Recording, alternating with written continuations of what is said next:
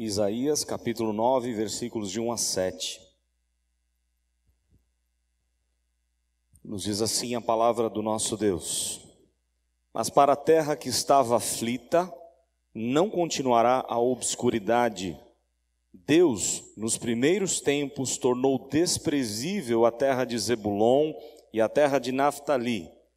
Mas nos últimos tornará glorioso o caminho do mar, além do Jordão, Galileia dos gentios. O povo que andava em trevas viu grande luz, e aos que viviam na região da sombra da morte, resplandeceu-lhes a luz. Tens multiplicado este povo, a alegria lhe aumentaste. Alegram-se eles diante de ti, como se alegram na ceifa, e como exultam quando repartem os despojos. Porque tu quebraste o jugo que pesava sobre eles, a vara que lhes feria os ombros, e o cetro do seu opressor, como no dia dos midianitas.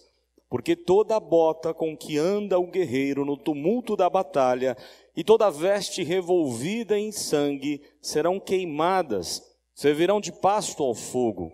Porque um menino nos nasceu, um filho se nos deu. O governo está sobre os seus ombros, e o seu nome será Maravilhoso Conselheiro, Deus Forte, Pai da Eternidade, Príncipe da Paz, para que se aumente o seu governo e venha a paz sem fim sobre o trono de Davi e sobre o seu reino, para o estabelecer e o firmar mediante o juízo e a justiça, desde agora e para sempre. O zelo do Senhor dos Exércitos fará isto. Vamos orar mais uma vez. Ó Deus, nós te damos graças pelo privilégio de estarmos aqui na tua presença, sabendo que o Senhor nos aceita e nos recebe aqui, ó Deus, mesmo sendo tão imperfeitos, limitados, tão fracos diante do poder do Senhor, da majestade, da glória do Senhor. Mas como é bom saber que pela mediação de Cristo, pela obra que Ele realizou por nós na cruz, e pela aplicação dessa obra por meio do Teu Santo Espírito, nós temos livre acesso ao Senhor. E podemos participar deste culto tão especial, tão maravilhoso para nós, quando relembramos o nascimento do Teu Filho entre nós, se fazendo como um de nós, para sentir as nossas dores, para passar pelas mesmas tribulações que passamos.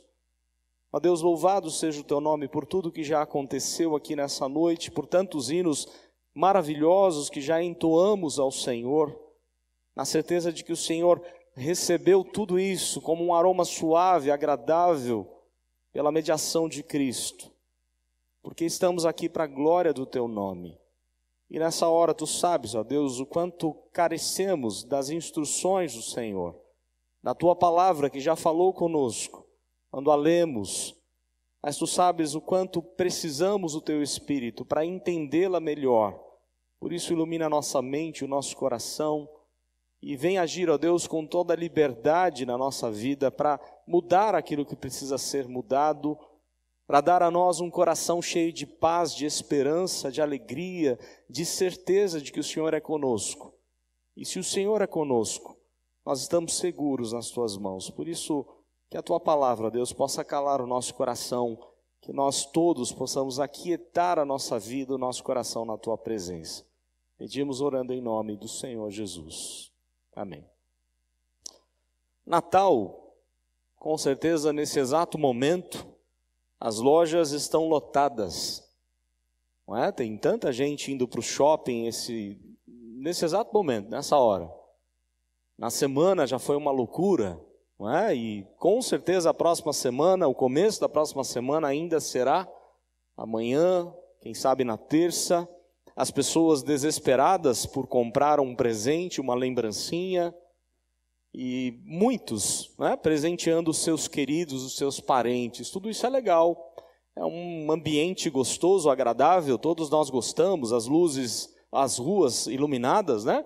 Com luzes tão bonitas, as pessoas festejando, planejando reunir a família em festa, mas infelizmente, a maioria das pessoas vai passar o Natal sem o aniversariante.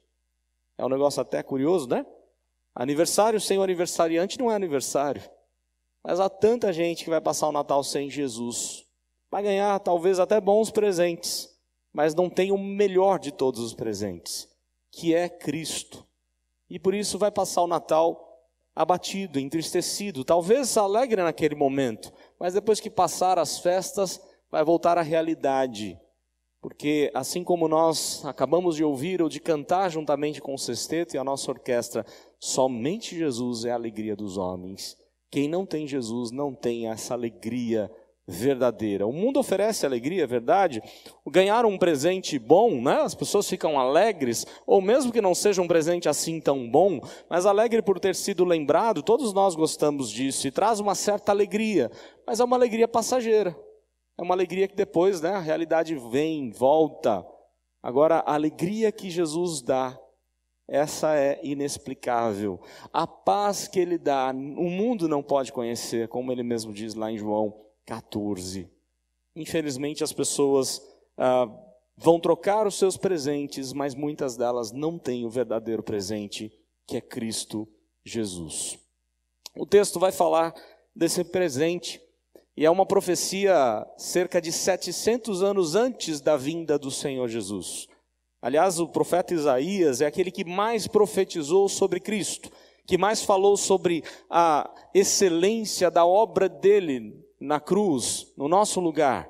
E ele vai falar tanto do nascimento de Cristo, quanto do sofrimento de Cristo. Ele vai profetizar em diversos momentos do seu livro muita coisa sobre o Senhor Jesus. Se nós não tivéssemos esse texto ou esse livro do Antigo Testamento, ficaria difícil de entender a um pouco, ou talvez muito, da obra do Senhor Jesus. E Isaías deixa isso muito claro.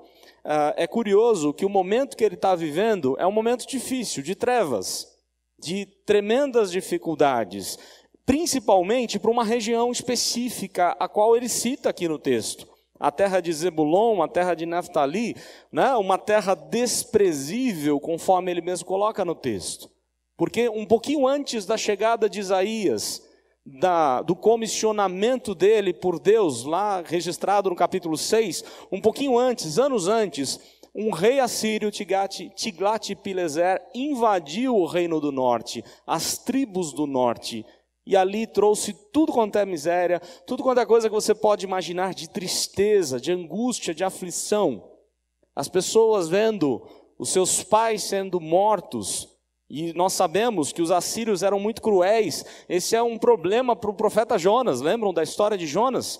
Como que eu vou pregar para os ninivitas, para os assírios, sendo que eles são tão cruéis conosco?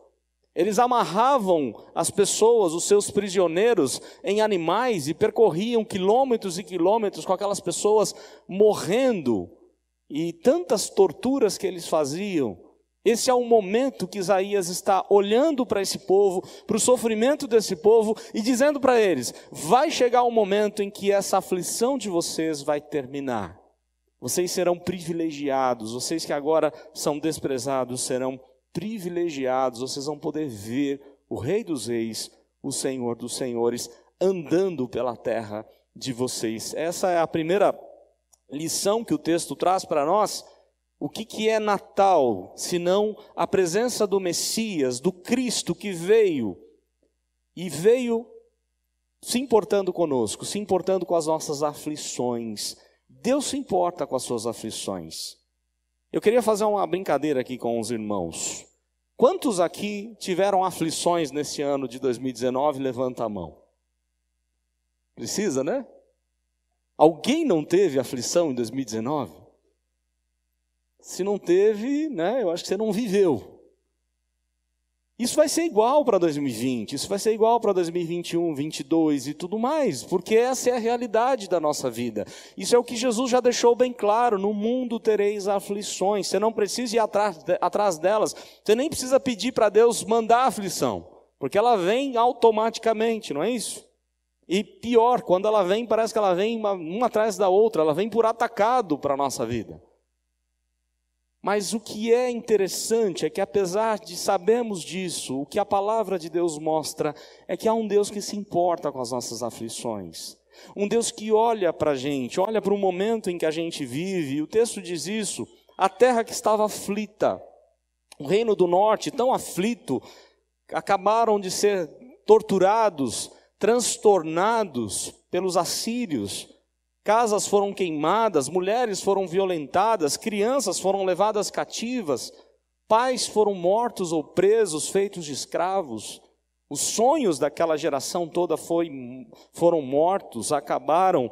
Essa era a aflição do povo, e é o que Isaías está dizendo: a terra que estava aflita não continuará a obscuridade. Deus, nos primeiros tempos, tornou desprezível a terra de Zebulon e Naftali, aquela região do Mar da Galileia, onde quem apareceu? Cristo. Ali cresceu. Cristo saía dali para fazer o seu ministério, não é? Como nós vemos nos evangelhos. Mas nos últimos dias, nos últimos tempos, essa expressão na Bíblia ela é marcante, porque últimos dias na Bíblia fala desde a primeira vinda de Jesus até a sua volta. Então ele está profetizando a vinda de Jesus que viria 700 anos depois. E ele já está dizendo: olha, nos últimos dias acontecerá algo extraordinário. Deus tornará glorioso o caminho do mar da Galileia, além do Jordão, Galileia dos gentios. Deus tornará essa região de vocês gloriosa, apesar de hoje vocês estarem passando por tantas aflições. Olhem para a promessa, olhem para aquele que nasceria da semente da mulher. É essa a ideia que Isaías está falando com o povo de Deus. Não esqueçam das promessas do Senhor. Não deixem, não abandonem a confiança no Senhor. Deus vai tornar tudo isso glorioso com a chegada de um menino. Aliás, ele faz aqui uma expressão, ele traz uma expressão muito interessante. Além do Jordão. E a expressão Jordão, nós sabemos o que é o Jordão, o rio Jordão, que nasce lá nas fontes do rio Bânias, no Monte Hermon, e vai descendo, formando o Mar da Galileia, maravilhoso, e vai descendo, até acabar no Mar Morto. E por onde ele passa, ele traz vida para sempre. Lembram lá do Salmo 133? A palavra hebraica Jordão, o nome hebraico Jordão, significa aquele que desce. Isaías já está fazendo um trocadilho com as palavras. Haverá aquele que vai descer. Não somente o rio Jordão que vai abençoar toda a terra de Israel, mas aquele que descerá dos céus, da sua glória, e vai tornar aquela terra gloriosa a Galileia dos gentios. Aí o verso 2 diz assim: o povo que andava em trevas viu grande luz. Será que nós passamos por isso? Será que nós não percebemos isso, que o mundo está cheio de trevas? Sempre existiram desde o pecado da humanidade. As trevas os acompanham, não é? As pessoas estão cercadas, nós todos cercados por trevas. E quando passamos pelas provações da vida, há momentos em que parece tudo tão difícil, tão escuro. E nós muitas vezes até nos desesperamos da própria vida. As dores da alma, as angústias, as perdas, o luto, as frustrações, a enfermidade, tantas coisas que traz ao nosso coração incertezas. E o coração parece que não fica iluminado, mas o texto está dizendo: o povo que andava em trevas viu grande luz, e aos que viviam na região da sombra da morte. Lembra lá do Salmo 23? Ainda que eu ande pelo vale da sombra da morte, não temerei mal nenhum. Por quê? Porque tu, pastor, está conosco, e esse pastor viria a nascer 700 anos depois, conforme a profecia de Isaías. Pela região da sombra da morte, resplandeceu-lhes a luz. Jesus ia iluminar toda aquela região, Jesus ia iluminar o coração daquelas pessoas tão sofridas, cerca de séculos e séculos de sofrimento. Mas um dia chegaria aquele que traria luz, esperança, vida abundante, vida eterna. Talvez você esteja olhando para a sua vida e pensando assim: poxa, esse ano foi tão difícil. Mas eu sei que é difícil. Infelizmente, nós somos enganados por alguns pregadores, os quais dizem assim: a vida com Cristo é fácil. Você não vai passar por nada a não ser receber Jesus, estiver firme lá com seu dízimo em tal igreja, os seus problemas acabaram, e você não vai ter mais problema de saúde, problema familiar, problemas em diversas áreas da vida. E a gente sabe que não é assim. A gente sabe que os problemas chegam na nossa casa, mas a certeza que temos é que há um Deus que é luz, que nos tira das trevas, que mesmo no vale da sombra da morte, Ele está conosco e não vai nos abandonar.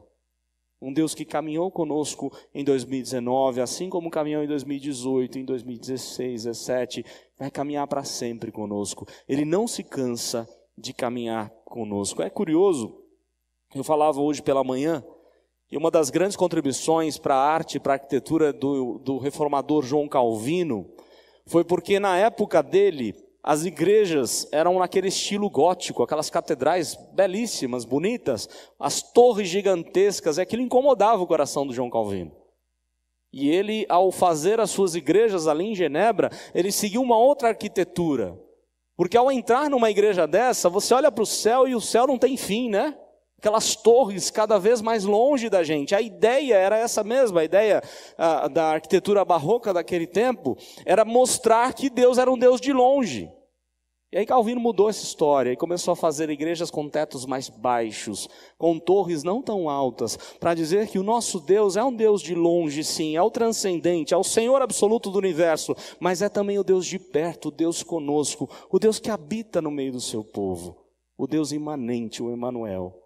E as torres passam a ser baixas, para dar essa sensação da presença marcante de Deus conosco no momento do culto. Eu sei que nós passamos por muitas aflições e vamos passar por outras, mas a certeza é de que temos um Deus que estará conosco em qualquer momento, nos momentos alegres, nos momentos difíceis da vida.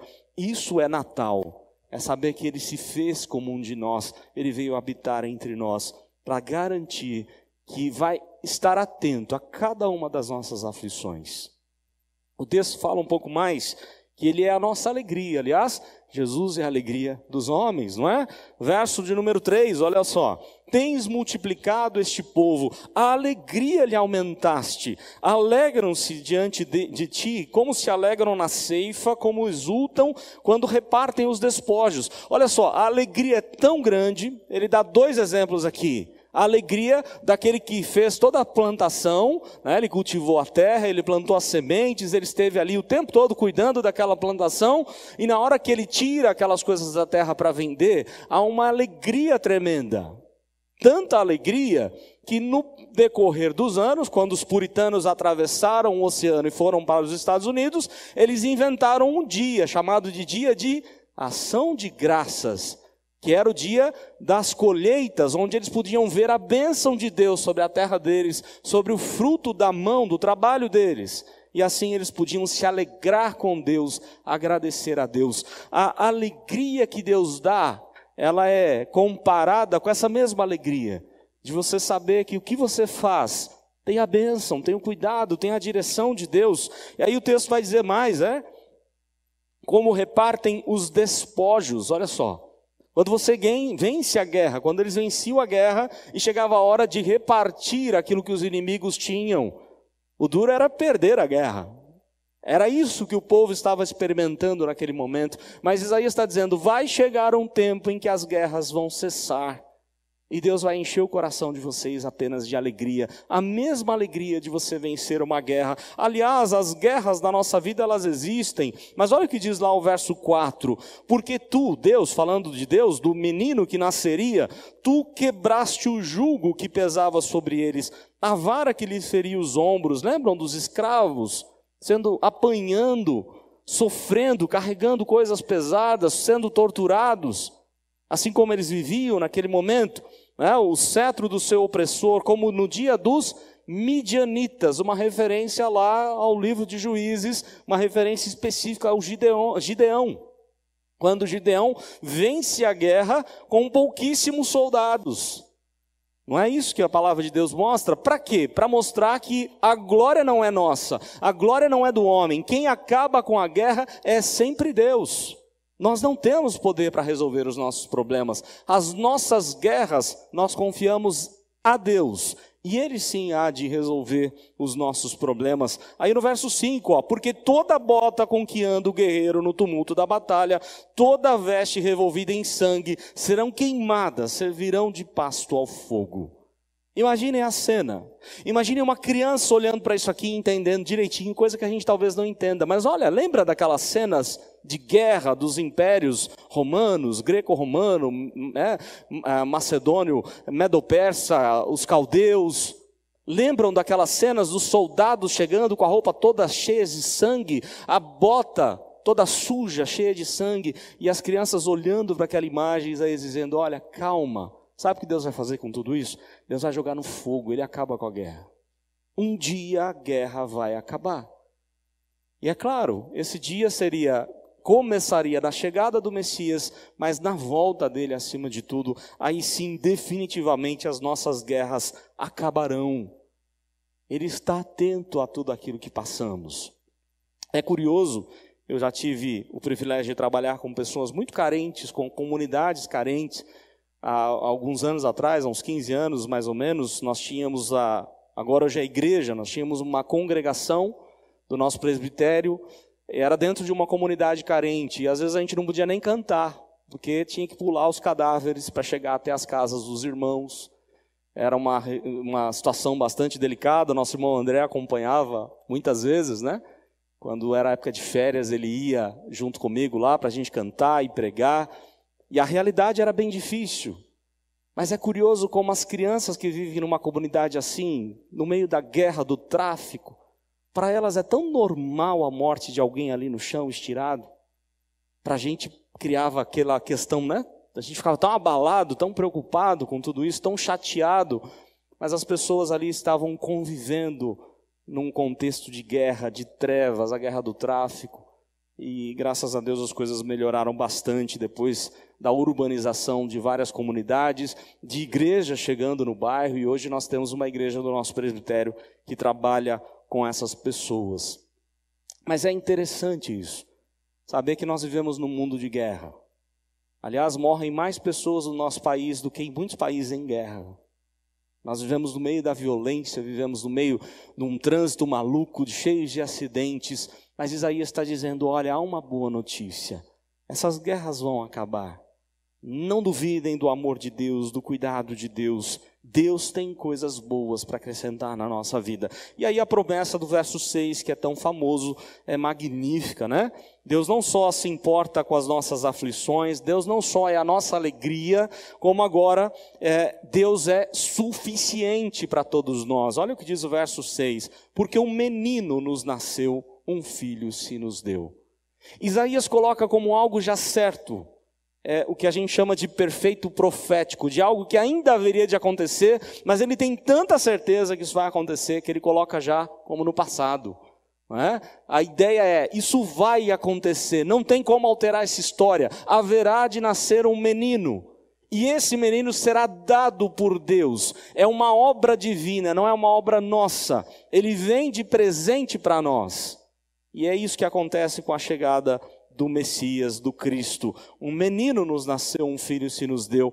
E aí ele coloca os títulos desse menino, que são maravilhosos, né? O governo está sobre os seus ombros e o seu nome será Maravilhoso Conselheiro, Deus Forte, Pai da Eternidade, Príncipe da Paz. 4 títulos que ele usa para esse menino.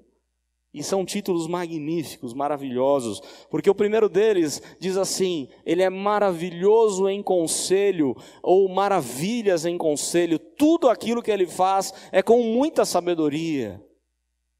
Eu não sei se os irmãos vão lembrar, mas séculos antes eles tinham um rei muito sábio. Um rei que era modelo para todos eles. As nações vizinhas vinham de longe para ver e ouvir a sabedoria desse rei. E quando voltavam, falavam assim, o que dizem dele não é nem a metade do que ele realmente é. Ele é muito sábio. E as pessoas se encantavam com a sabedoria de Salomão. Para o judeu, até hoje o judeu quer um rei como Davi e como Salomão. Mas o texto está dizendo que haverá de nascer um menino muito mais sábio do que o rei Salomão, cheio de sabedoria, um rei que nunca erra. Portanto, se algo aconteceu na sua vida, quem sabe se você perdeu alguma coisa, perdeu alguém, se você teve problemas nesse dia, nesse ano, saiba que Deus não errou, Ele não erra, Ele nunca erra. Ele é totalmente sábio, Ele é maravilhoso em conselho, ou maravilhoso conselheiro. A palavra de Deus lá no Evangelho de Mateus, falando sobre Cristo, diz assim: e eis quem está aqui, quem é maior do que Salomão. Cristo é maior do que Salomão. Cristo é totalmente sábio, Ele nunca erra em tudo que faz na nossa vida.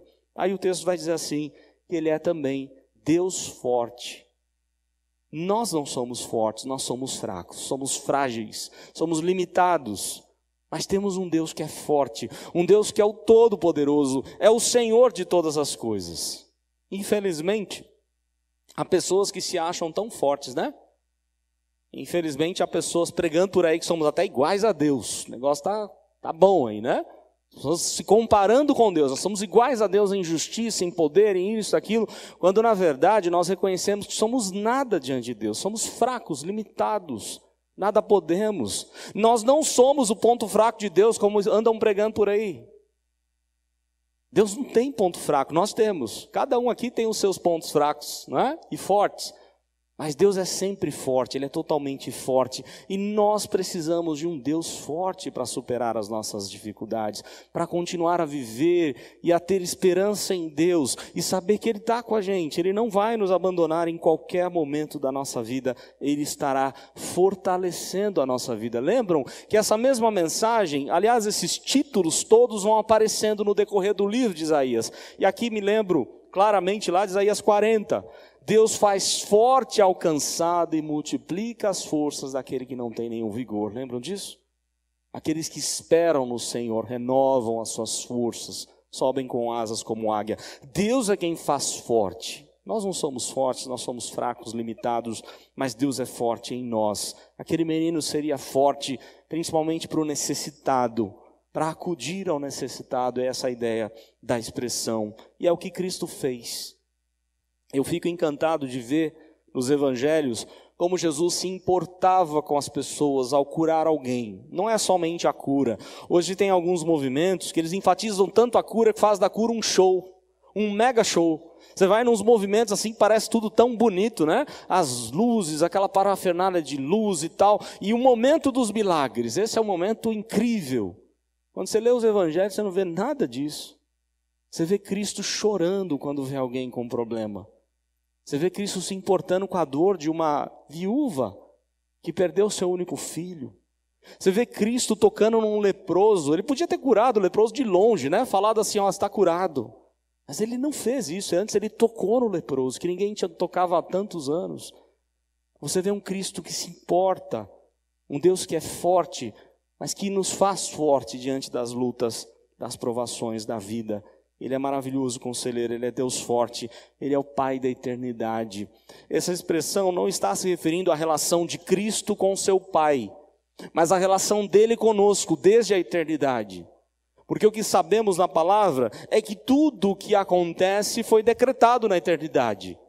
E Deus já havia escolhido o seu povo, a relação de Cristo morrendo por esse povo, amando esse povo, antes mesmo desse povo vir a existir. É aquilo que Jeremias diz assim, é com amor eterno foi que Ele nos amou. Eu costumo dizer assim, você ama alguém desde o momento que você conhece esse alguém, não é? E de repente você perde esse alguém. Mas Deus ama desde a eternidade. Desde a eternidade Deus já separou o seu povo. Jesus já havia decidido, Ele junto com o Pai e com o Espírito, eles já haviam decidido vir salvar esse povo por meio da morte e do sacrifício de Cristo. Ele não foi pego de surpresa quando Adão e Eva pecou. A palavra de Deus diz lá em Apocalipse que o Cordeiro já havia sido entregue antes da fundação do mundo. Existe uma música sendo tocada aí, fazendo sucesso entre os evangélicos, os mais novos, né? Eu estava lá no céu, falando de Cristo, eu estava lá no céu junto com os anjos cheios de glória. Aí meu pai me disse assim, filho querido, eu tenho que falar contigo. Você vai ter que descer para salvar os pecadores.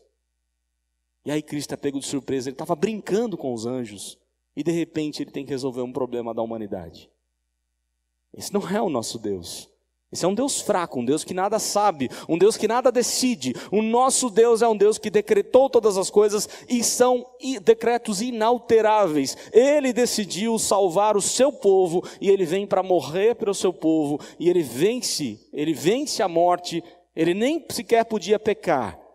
Ele vem para fazer o trabalho total, para dizer tudo foi pago, a dívida foi paga, está consumado. A relação aqui de Pai da eternidade de Cristo é conosco.